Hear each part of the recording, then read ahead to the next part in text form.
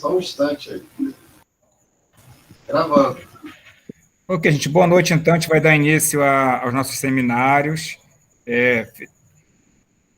Tecnicamente, vamos ter duas equipes, principalmente hoje, que é a equipe 1 e 2, só que houve uma inversão, né? E vamos iniciar então com a equipe 2, que é de enzimas, ok? Então, vocês podem ficar à vontade para iniciar a apresentação. Boa noite a todos, né? Sou o Thiago, tá?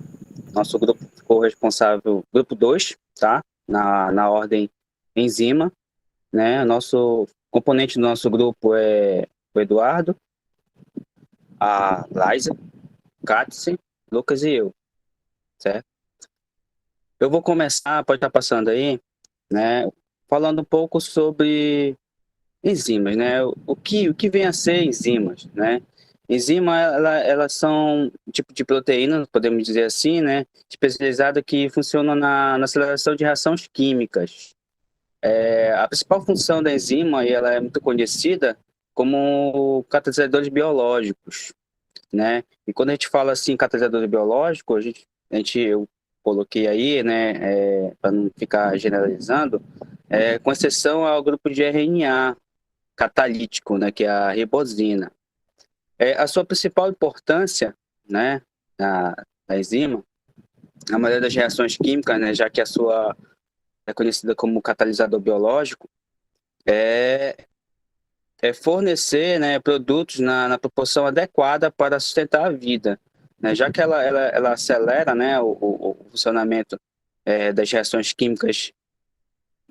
Então, a enzima ela pode ficar também temporariamente ligada, né, ou covalentemente a moléculas que estão sendo transformadas durante o estágio intermediário da reação, mas no final também a reação de enzima ela estará na sua forma original, né, como produto e quando o produto é liberado, né? Pode passar. Então, a enzima ela apresenta assim um alto grau, né, de especificidade, né, quando possui uma organização estrutural específica, que a gente chama ou chama de substrato, né? Substrato ou sítio ativo, né? A enzima que aceita como substrato qualquer açúcar, seus carbonos, e entretanto outras reconhecem como a glicose. Vocês podem perguntar assim, tá, a enzima, o que seria esse sítio ativo ou substrato? Esse sítio ativo ou substrato, ele é a região, né, de uma enzima onde ocorre essa reação química. Então, aí quando eu coloco que o substrato, né, que é qualquer açúcar, né, de 6 carbonos, e eu coloco aí, entretanto, que ele reconhece, né, como a glicose, as enzimas também são fundamentais também no processo bioquímico celular de tais como quais seriam o processo bioquímico, né, a degradação das moléculas nutrientes, transformação e conservação de energia química, que mais lá na frente, quando eu for falar de classificação, eu vou falar um pouco do que seria essa energia química e onde eu poderia estar usando como exemplo essa degradação da molécula de nutrientes. Síntese de macromoléculas biológicas, né, a partir de moléculas precursoras simples. Pode passar.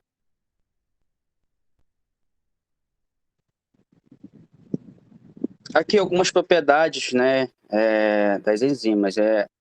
Elas são catalisadores, como eu coloquei no início, né, como conceito, né, biológico, extremamente eficiente na aceleração da velocidade da reação, transformando de 100 a 1000 moléculas de substrato. Lembrando que o substrato, como eu falei lá, é a região onde ocorre a reação por minuto. Por ela ser um catalisador, né, e acelerar esse processo, né, de reação, as propriedades que eu coloquei aí no slide são uma das principais, né? Ela atua em concentrações muito baixas, atua também em condições específicas de temperatura e pH. Ao decorrer da apresentação aí, a gente vai perceber que temperatura, pH, concentração, ela não sei se vai ser mencionado mais adiante com meus colegas, vão falar que acontece a desnaturação, que à medida que quando eu altero o pH ou altero a temperatura, essa molécula ela vai mudar de função, então ela não vai entrar, por exemplo, quando aconteceu uma reação no sítio ativo, né, que é chave fechadura, né, quando for lá na frente for falar sobre doenças, então os colegas vão complementar mais o que seria isso. Possui também todas as características de proteína, né, especificamente terciárias, né, e quaternárias assim, mas mais terciárias, né. Proteínas seria que seria essa característica de proteína? Ela ser um orgânico, né, e ser constituído por aminoácidos, né? Então vocês vão perceber que quando chegar lá em classificação, vocês vão perceber visualmente as estruturas, né, que compõem essa classificação das enzimas. Ela pode ter uma concentração de atividades regulares, né, e também estão quase sempre dentro da célula e compartimentalizada também dentro da célula. Pode passar.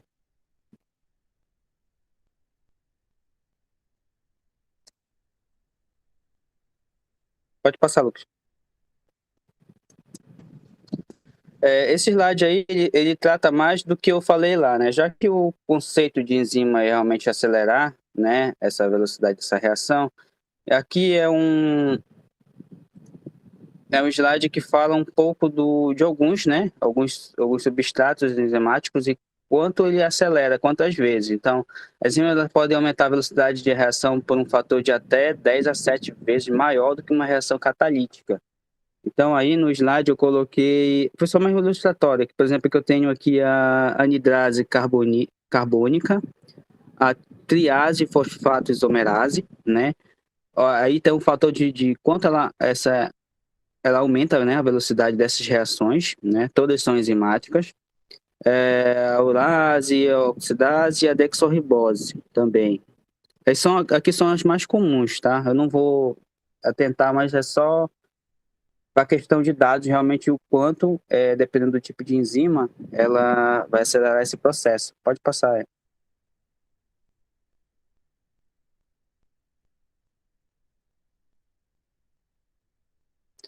Bom, aí é o que eu anteriormente mencionei, né? Aqui é a interação de enzima-substrato, né? A ligação com o substrato, né, dá-se de uma reação pequena e bem definida da enzima, chamada de centroativo ou sitioativo, que eu já tinha mencionado anteriormente lá. Aqui eu venho apenas reforçar. O centroativo é formado por resíduos de aminoácidos, né, constituído por uma cavidade com forma definida, que permite à enzima reconhecer seu substrato. É o que eu mencionei anteriormente, a chave fechadura, né, que é esse princípio ativo aí que ele reconhece lá, né? Se não for, ele não vai encaixar e a enzima ela não vai ter essa determinada função. Uma molécula, para ser aceita como substrato, ela deve ter a forma espacial adequada para alojar-se no centro ativo e o grupo químico capaz de estabelecer a ligação entre os radicais do centro ativo. Pode passar. Aqui, eu tenho aqui uma enzima, né?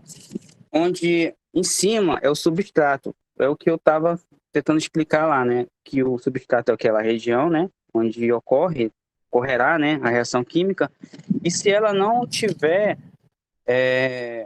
a forma adequada, ela não vai encaixar, né? Que a gente chama chave fechadura, né? Ela não vai encaixar e, ao mesmo tempo, ela não vai ter aquela função determinada. Pode dar um play aí, que é uma animação de mais ou menos como é que funciona. Não funcionou, não? Volta lá. Vê se fica na imagem. Não foi, né?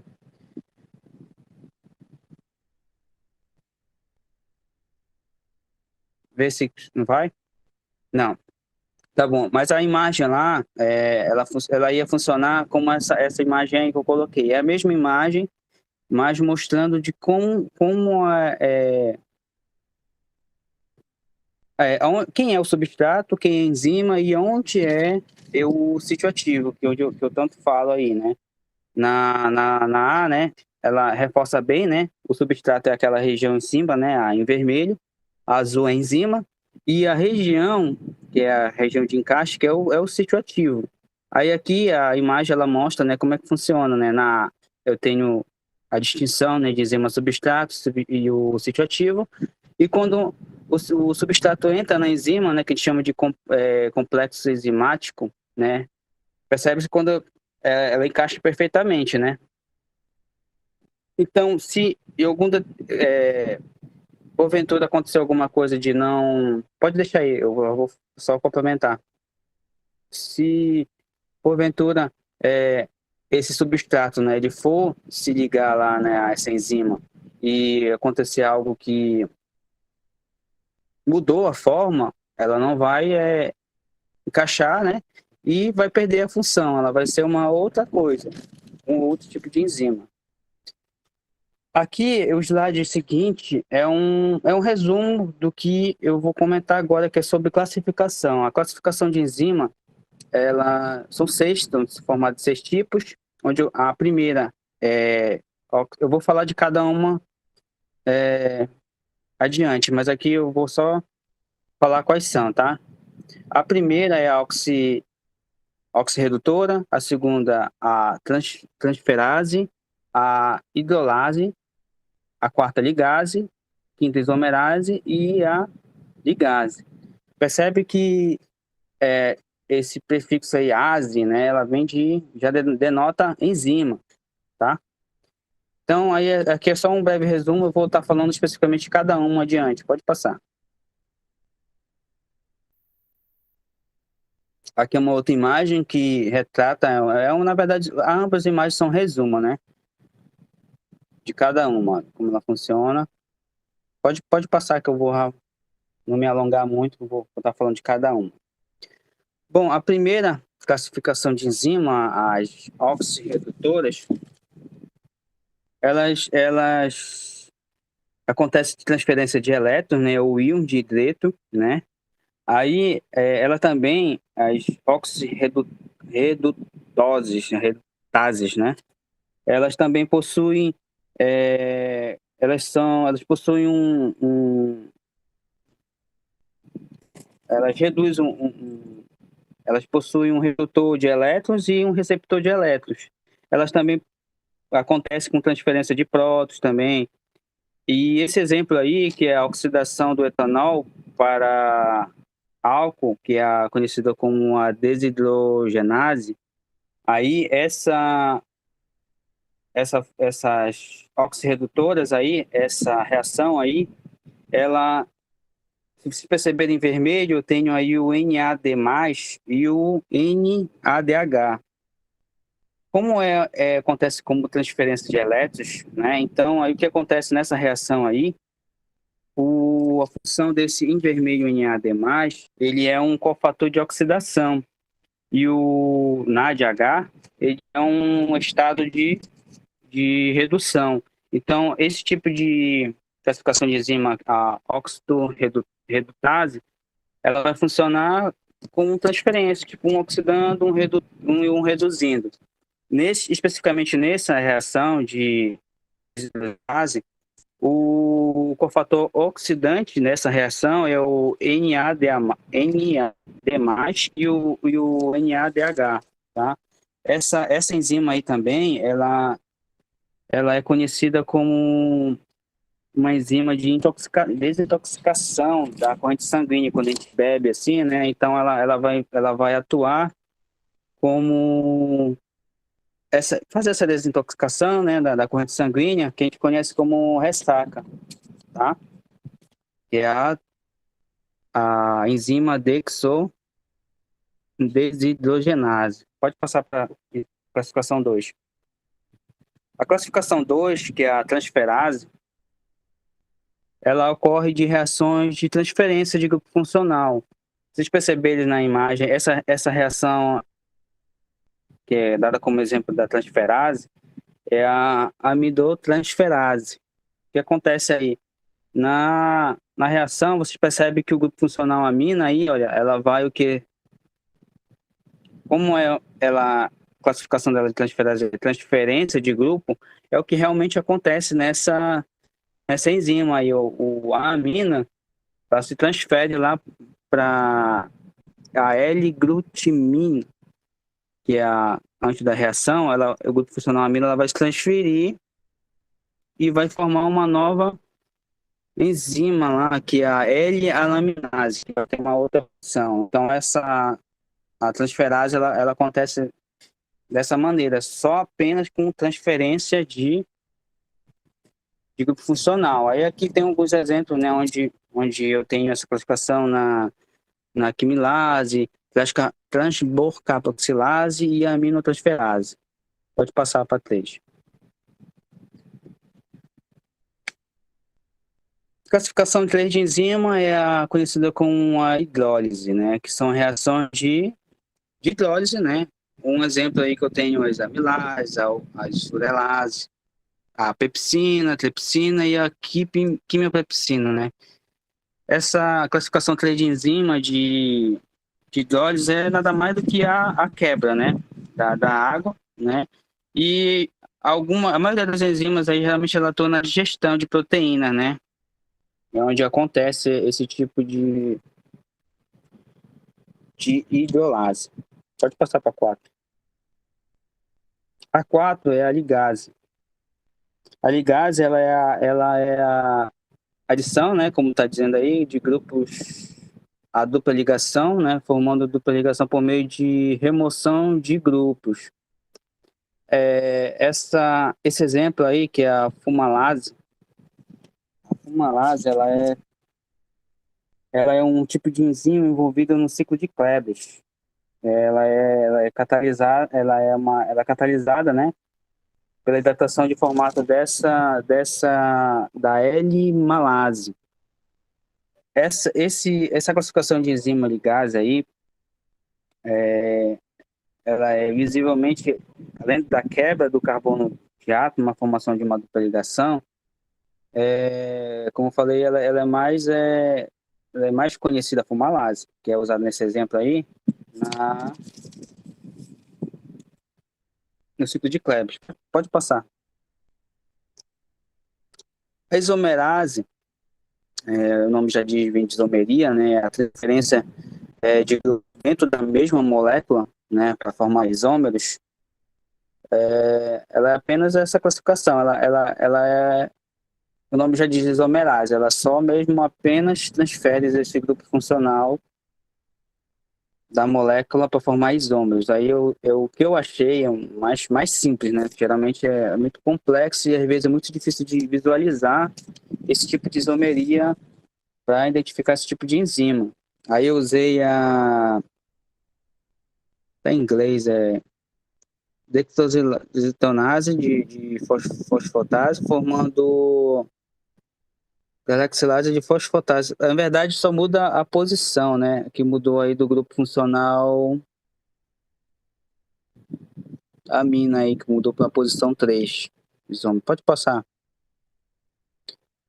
A última, né, classificação, que é a ligase, né, são reações de síntese, onde as duas moléculas são unidas às custas de uma ligação de fosfato, né, de alta energia ATP. Aí eu usei como exemplo a piruvato de carbolase.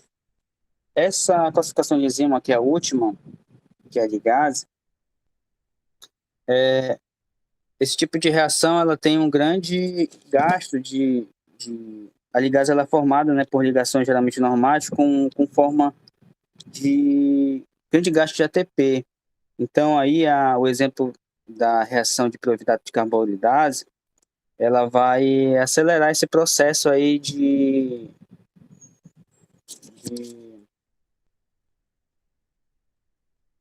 catálise da carbolazilase. Então, toda reação de ligase aí, sempre ela vai ter sempre um alto custo, né, de energia, desnitrosfosfato, para poder mudar, né, ou acelerar esse processo, no caso aí do exemplo da piruvato de carbolidase, acelerar o processo da carbolosidase, entendeu? Pode passar.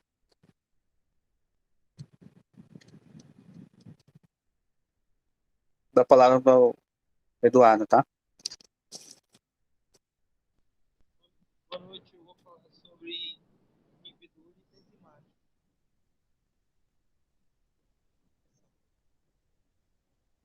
Inibição enzimática. Eduardo, tá muito baixo teu microfone, dando para ouvir direito. Vê o que? Aumenta o volume aí, faz alguma coisa aí. Eu não entendi. Tá muito baixo o teu áudio. Já tá no máximo. Os demais amigos colegas estão ouvindo aí? É teu microfone que tá baixo. Tenta aproximar ele mais da boca pra falar. Melhorou? Um pouco. Tá a mesma coisa, né? Pra ouvir. Dá pra ouvir? Tá de fone, Eduardo. Tenta tirar o fone. Dá pra ouvir? Agora. Agora deu. Vou começar. Bora. A inibição enzimática é a redução da velocidade de uma reação enzimática provocada por uma molécula. As moléculas que provocam essa ação inibitória são chamadas de inibidores e podem ser tanto constituídas da própria célula como podem ser substâncias estranhas a ela. Quanto ao tipo, a inibição enzimática pode ser inespecífica ou específica. A inespecífica, ela é tóxica para o organismo, justamente por essa característica que ela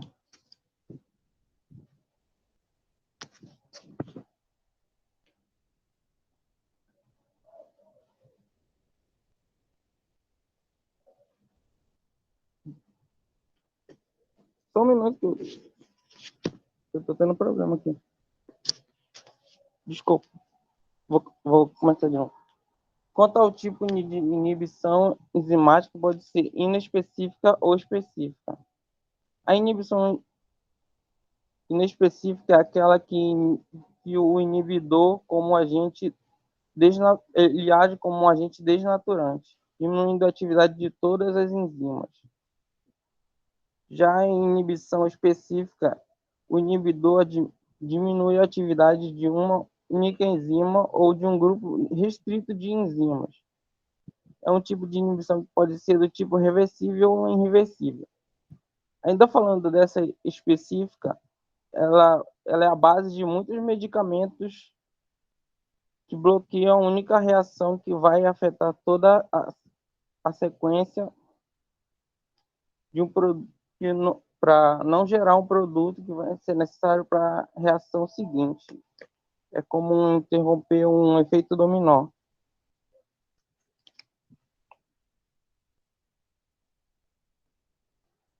Aí aqui eu vou falar sobre a inibição das enzimas reversíveis. Diminuir a atividade enzimática através da interação reversível, ou seja, o inibidor estabelece com a enzima um complexo com uma ligação estável não covalente. Uma ligação é instável. Após a dissociação com o inibidor, a enzima pode retomar sua atividade. Existem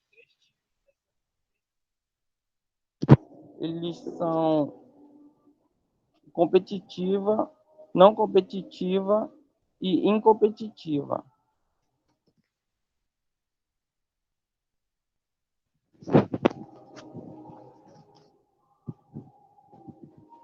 A competitiva. A molécula inibidora apresenta estrutura semelhante ao substrato da enzima, que se liga para realizar catálise. Ela liga-se ao sítio ativo, pois seu sítio ativo está ocupado para se ligar ao substrato correto. Portanto, o inibidor compete com o substrato do sítio de ação. O inibidor formado com a enzima complexo enzimático inibidor é o EI. que é análogo ao complexo enzima substrato ES.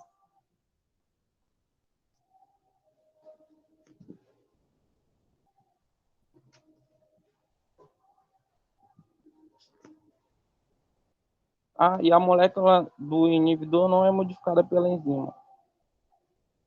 O efeito da reação modifica o Km, mas não altera a velocidade.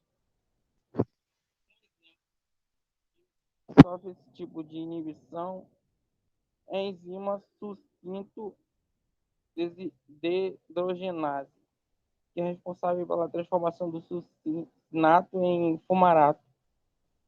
É o esquema que está aparecendo aí do lado. Mas quando ela se liga a um manalato, não há reação, sendo o mananato inibidor dessa enzima.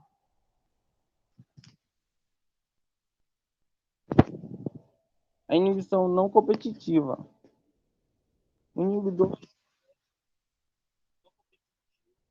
pode se combinar com enzima livre ou com a complexo ES, interferindo na ação de ambos.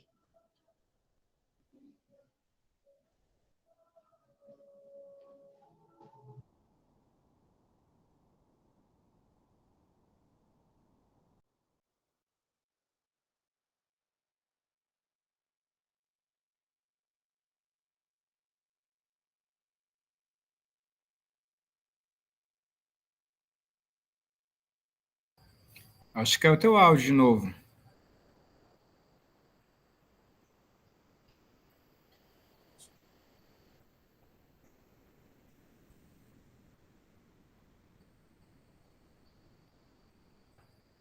Tá ouvindo, Eduardo?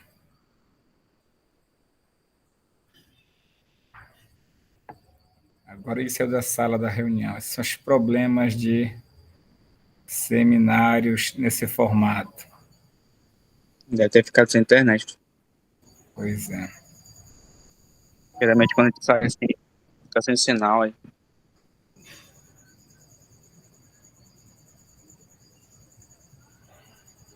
Voltou.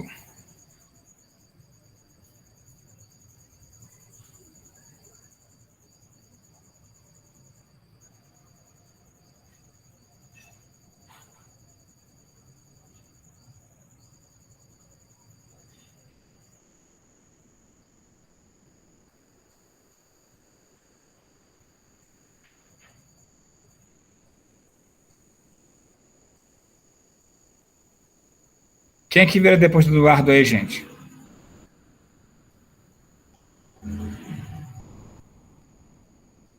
Quem seria o próximo depois dele? Sou eu. Então tu já pode colocar na tua sequência. O Eduardo voltou aí. Bora ver. É que caiu aqui, que eu estou usando a internet dos outros, aí tá muito ruim. Tá, tenta continuar, vamos lá. Aí eu parei. Inibição não competitiva. O inibidor não compete pode se combinar com a enzima livre ou com o complexo ES, interferindo na ação de ambos. Esses inibidores ligam-se a um sítio de enzima diferente do sítio ativo, muitas vezes ocasionando formação da mesma de forma que ela não forme o complexo ES na velocidade usual. Uma vez formado, ela não se desdobra na velocidade normal para originar o produto.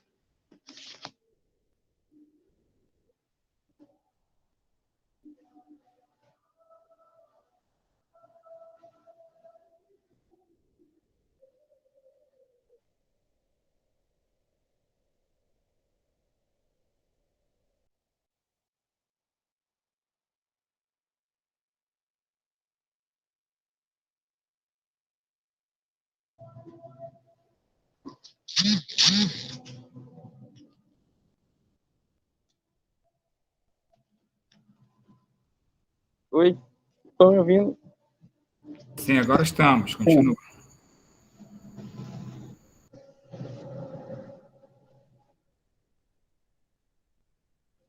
Vou falar da incompetitiva agora.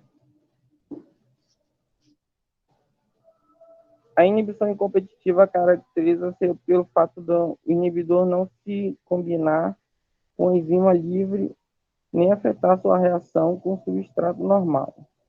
Contudo, ela se combina com um complexo ES para originar um complexo ternário inativo ESI, incapaz de sofrer etapas subsequentes da reação para produzir o produto. Essa interrelação indica que o grau de inibição pode aumentar à medida que aumenta a concentração do substrato.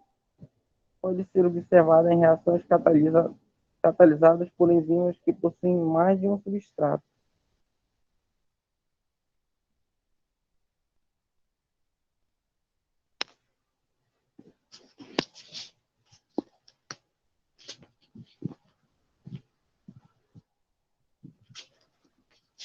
Professor, eu posso parar que a minha internet está muito ruim, eu não estou conseguindo. Oi? Estão ouvindo? Estamos sim. Sim, Eduardo, a gente está te ouvindo, sim. Pode passar? Passa aí que eu não estou conseguindo.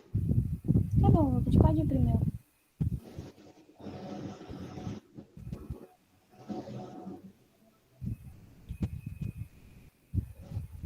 Oi, gente, boa noite. Eu vou falar um pouco da parte mais biológica das enzimas. Vocês estão me vendo direito? O ventilador está atrapalhando?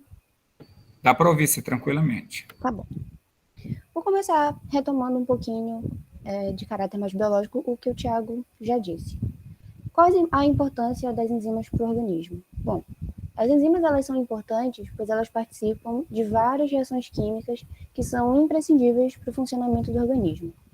E sem a ação delas, alguns processos que são importantes e vitais para os organismos vivos aconteceriam bem lentamente e sem naturalidade nenhuma. As duas principais funções dessas substâncias são a aceleração da velocidade e a economia de energia que elas proporcionam nos processos celulares. E embora as enzimas atuem diretamente em uma reação química, elas não se configuram exatamente como reagentes, o que quer dizer que elas não se perdem, não são consumidas nos processos que participam. E assim elas podem participar de outras reações químicas da mesma natureza várias e várias vezes. Pode passar. Como elas atuam? O mecanismo de funcionamento ele acontece numa lógica similar ao da chave da fechadura. E isso acontece porque cada um desses catalisadores ele possui regiões de encaixe específicas para se conectar com um tipo específico de substância, ou como uma peça de quebra-cabeça também. Um exemplo que eu tenho para dar é da enzima lactase, que ela é responsável pela digestão da lactose. Ela possui regiões de encaixe específicas para se conectar só com esse tipo de substância. E tem a amilase também, que eu peguei de exemplo, que ela apresenta um formato específico que permite ela se ligar somente ao amido. Pode passar. As enzimas digestivas, elas são moléculas produzidas pelo nosso organismo e que também estão disponíveis em alimentos crus que aceleram as reações químicas. Durante a digestão, eles são responsáveis pela quebra de macromoléculas presentes nos alimentos, proteínas, carboidratos e lipídios, em moléculas menores, o que facilita a absorção pelo intestino, além de deixar os micronutrientes, vitaminas e minerais, livres para o processo de absorção, nutrindo e fornecendo energia para as células. Pode passar? Eu peguei aí alguns exemplos de enzimas fundamentais, das enzimas digestivas fundamentais. Primeira, a maltase, ela auxilia na quebra da maltose, açúcar dos cereais, transformando em glicose. A amilase e a amilase bacteriana, né, a proteína da saliva, auxiliam na quebra do amido, a enzima da saliva, auxiliam na quebra de amido, transformando em maltose e glicose. A lactase, eu já falei, auxilia na quebra da lactose, açúcar do leite, transformando em glicose e galactose. E a celulase, que auxilia na quebra da fibra insolúvel, a celulose, que é o componente mais abundante da parede celular dos vegetais. Pode passar. E agora eu vou falar de algumas doenças causadas pela deficiência de enzimas. A primeira é uma incomum, né? Um pouquinho mais rara, que é uma deficiência na enzima beta-glicosidase, que tem a função de fazer a digestão de lipídios dentro das células, sendo mais específico do glicocerebrosídeo. Tá aí a estrutura dele aqui do lado no slide, vocês podem dar uma olhada. É uma substância gordurosa que, quando não digerida, faz com que a célula inche. E os sinais e sintomas variam. A pessoa que tem a doença, ela geralmente apresenta cansaço, dor óssea crônica, anemia. E o inchaço do abdômen, como na foto de exemplo aí, vocês podem ver, ele é bem comum também, e ele é devido ao aumento do fígado e do baço. E aí também a doença diminui as plaquetas. Pode passar? E agora vem uma bem comum, que eu não sei se alguém da turma tem, mas a hipolactásia é a intolerância à lactose. Ela acontece por conta da incapacidade parcial ou total do organismo de produzir a lactase, que, como eu já disse, é a enzima que quebra a lactose. Com isso, o composto ele vai se acumular no intestino e vai ser fermentado pelas bactérias que vivem ali. E aí é o que provoca o mal-estar. A intolerância ela surge de várias maneiras, mas a mais comum acontece pela redução natural da concentração de lactase, com o avanço da idade, ou seja, quanto mais velho, mais propenso você está a desenvolver a intolerância à lactose. E, embora haja muita confusão, só um adendo aqui, a intolerância à lactose e a alergia à lactose são muito diferentes. Enquanto na intolerância à lactose ela se dá pela dificuldade em quebrar a lactose, a alergia ela é uma resposta bem exagerada do sistema imunológico a uma proteína específica do leite da vaca. E os sintomas da alergia eles tendem a ser inchaço nos lábios, coceira, mancha na pele, tosse, falta de ar, que são sintomas mais externos. E enquanto a hipolactásia, a intolerância à lactose, ela envolve dor, inchaço abdominal, diarreia, gases, azias, náuseas e até mesmo fortes dores de cabeça. E eu passo a palavra agora para o meu colega.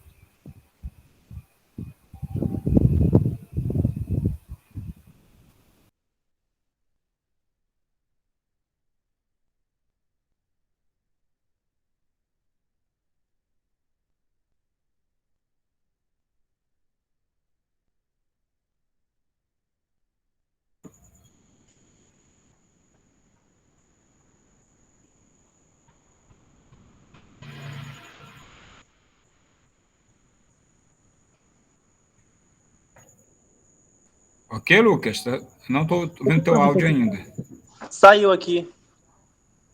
Ah, tá, beleza. Boa noite a todos. Bem, eu vou estar dando continuidade aí ao nosso trabalho, falando sobre a aplicabilidade das enzimas na questão industrial, na questão da pesquisa, né? Porque os cientistas têm que pesquisar para achar novas enzimas, e na questão da alimentação. Vocês podem ver aqui na imagem, na questão da farmacologia, na questão dos biocombustíveis, o etanol, no caso do G, na questão dos alimentos, do queijo. Eu estava pesquisando e eu li uma parte que dizia que um pastor, por volta ali antes de Cristo, ele descobriu a enzima responsável por transformar leite em queijo. Como assim? Ele percebeu, através de um carneiro degolado, um pouquinho de leite dentro do estômago dele. E depois ele percebeu que isso produziu uma substância sólida, que ele foi ver que era o leite. Mais para frente eu vou falar tudinho dessas enzimas. Ela está presente na cerveja, no mel, que eu vou falar também mais para frente qual é do mel, e na questão da celulose, na produção de papel. Olha que a importância dela. A indústria farmacêutica é 29%, processo de amido 15%, pesquisa e tecnologia 13%, processamento de alimentos e bebidas 12 e outros tipos 31. Aqui, ó, temos algumas enzimas e suas aplicações. Olha, amilase, melhora de massa e produção de xaropes. A celulase, preparos de concentração de líquidos e café. Glicose e oxidase, eliminação de glicose dos sólidos do ovo. A lipase, o sabor do queijo, lá como mostrei na frente. Tem vários exemplos aqui, ó. E o nome científico. Eu não vou me aprofundar muito nisso, porque tem muito exemplos. A gente vê a importância das enzimas. Pelo menos antes de eu estudar a fundo esse conteúdo, eu não tinha ideia da aplicabilidade enorme das enzimas. Eu pensei que as enzimas eram catalisadores biológicos que agiam só no nosso corpo. Não, a gente não viu que não é assim. Elas estão presentes nas indústrias farmacológicas, as indústrias, dentro dos remédios, bebidas, e dentro da pesquisa também. Olha aqui, ó.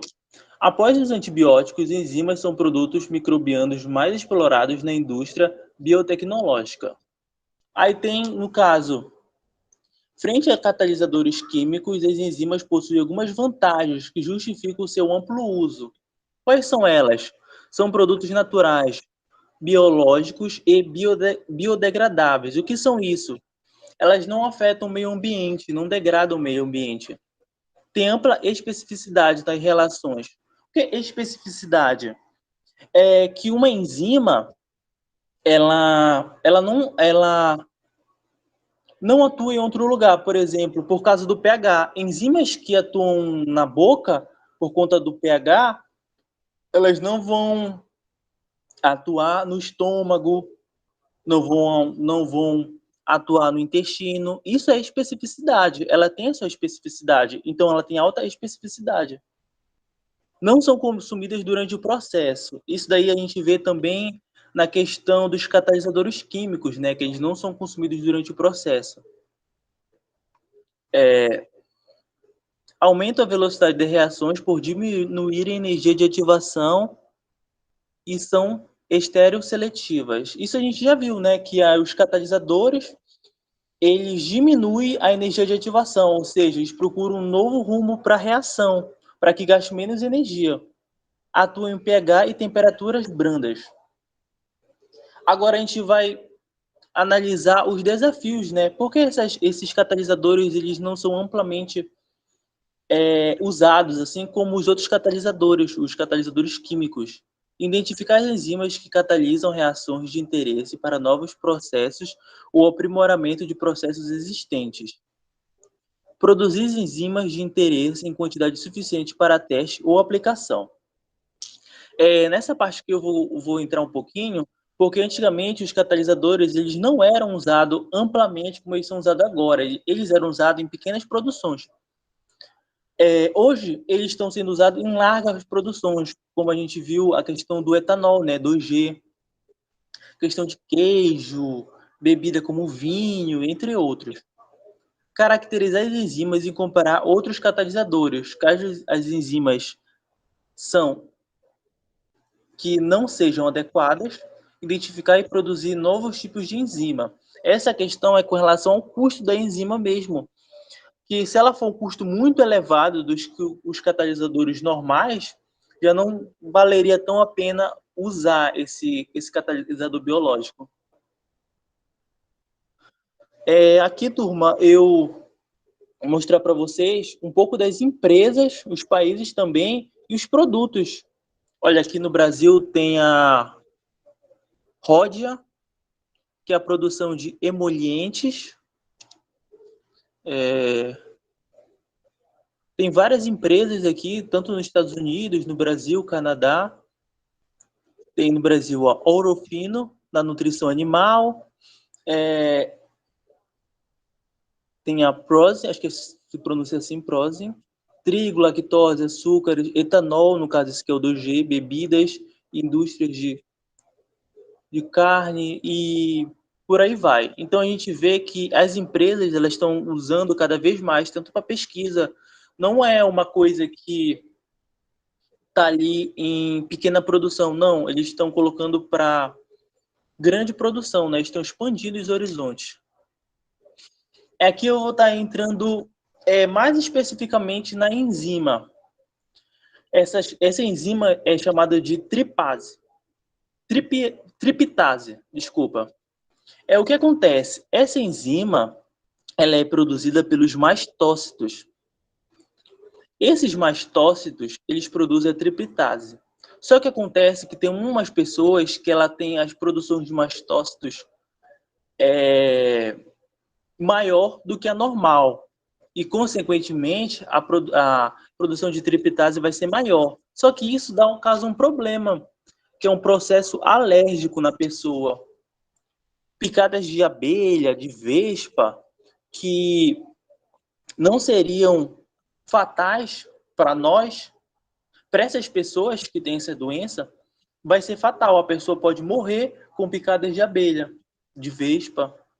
Então, hoje a tecnologia nos possibilita, principalmente na questão do laboratório, fazer um exame de triptase, onde vai lá no laboratório, faz o exame tudo certinho e depois disso sai o resultado, se você é alérgico a isso, se um animal tão pequeno poderia matar você, entendeu?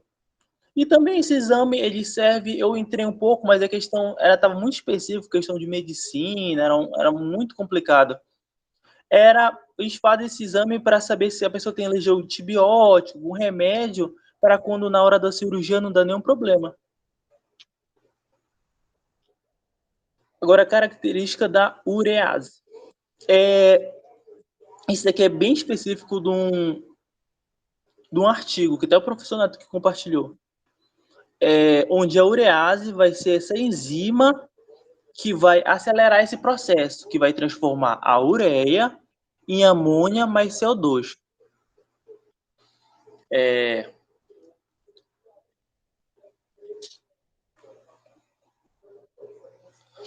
Uma coisa que eu me esqueci de falar é que uma das enzimas mais antigas utilizadas foi a questão da enzima utilizada no vinho, onde a gente viu lá no início. Essa enzima, ela foi uma das primeiras enzimas a ser descoberta pelo homem de forma intuitiva, onde acelerou o processo de fermentação.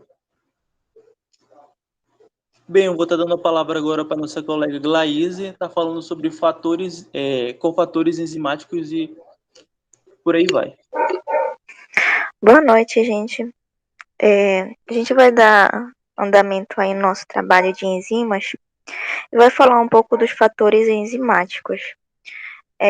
A coenzima, ela é uma molécula orgânica unida a uma enzima que juntas elas têm a função catalítica e que é necessário para o funcionamento dela. Sendo que a molécula enzimática ela pode ser liberada logo após o processo de catálise, essa molécula ela já é liberada, tá? E a gente tem o cofator. A diferença entre a coenzimática e o cofator é que o cofator ele não se separa, ele continua permanentemente ligado à proteína. E aí a gente vai falar um pouco sobre as principais coenzimas. Vai falar da NAD+, né, que é a adenina. O Thiago ele explicou ali mais ou menos como acontecia a reação com ela presente. A adenina ela é uma transportadora de elétrons, fornece íons e hidretos para várias reações de oxirredução. A estrutura dela, gente, é um anel, né, que carrega esses elétrons e vai atuar no metabolismo. E durante esse metabolismo, ela vai coletar elétrons, que a gente vai chamar de catabolismo, e vai também doar elétrons, no qual a gente vai chamar de anabolismo. A gente tem também... Pode passar, Lucas? Isso. Aí eu coloquei aí... Pode passar, Lucas. Acho que passou demais. Volta lá para a segunda. Obrigada. Né, a gente tem também a NADP, né? Que é uma enzima semelhante à nicotina. Ela é um acepto de elétrons também durante as reações. E a gente vai ter também a coenzima A, que é uma transportadora de 2 carbonos. Também a estrutura dela é semelhante à estrutura da NAD lá em cima, que é o NAD. E a gente também tem a ADP. A ADP ela funciona como um depósito de energia, né? Deixa eu só ver aqui o nome dela. É a adenosina trifosfato. Então, ela é a principal molécula que carrega energia. E essa energia ela pode ser utilizada em várias funções. Um exemplo delas pode ser a decomposição da glicose também. A gente tem a FAD, que é FDA. Também tem a estrutura semelhante ao NDA, só que com função diferente. A reação mononucleotídeo de deflanina. Ela contém carbofloxina, Ela contém carboflaxina, adenina, ribase e fosfatase. Isso. E a gente vai ter também a biotina. Ela é essencial, porém ela só pode ser sintetizada por poucos organismos, como bactérias, leveduras, fungos. E ela é transportadora também da carboxilase, fornecendo do grupo para catálise também. E aí a gente passa para as funções das enzimas. As coenzimas, né, como a gente sabe, são compostos orgânicos essenciais que se ligam em enzimas para ajudar no processo de catalisação das reações. E muitas dessas enzimas, na nossa dieta, elas são vitaminas importantes para que essas reações elas venham a acontecer. Então, a gente vai ver as coenzimas na prevenção de doenças também, e vamos ver também os benefícios de alguma delas. Dentre elas, a gente tem a coenzima Q10, que eu vou utilizar como exemplo. E essa coenzima Q10, a gente encontra ela em vários alimentos também, como castanha do Pará, ovos, peixes. Essa coenzima, somada com selênio, alinhada com ele, ela atua participando na estrutura da enzima, chamada de glutanona peroxidase. Então, quando a gente faz a junção dessas duas, elas têm uma eficácia, como é que eu posso dizer? Os benefícios que ela traz para a gente são muito grandes. Essa enzima, a gente pode produzir ela no nosso organismo, tá?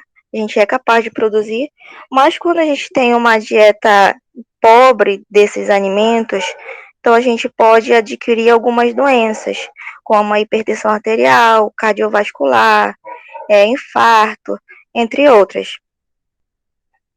Então, quando há essa deficiência, normalmente é tratado com selênio, mas essa enzima Q10. E um dos benefícios que ela traz é o aumento de energia, a prevenção de Alzheimer, também prevenir contra o câncer, antioxidante, e os malefícios que ela em excesso pode trazer a diminuição da glicose, para quem tem hipoglicemia, não pode consumi-la, porque já é uma enzima que o nosso corpo produz, então não há necessidade de mais. Alergias também, para quem aí tem um processo de alergia aguda, também não pode estar consumindo. E é isso, gente. Esses foram alguns dos cofatores, a função deles, tá? Então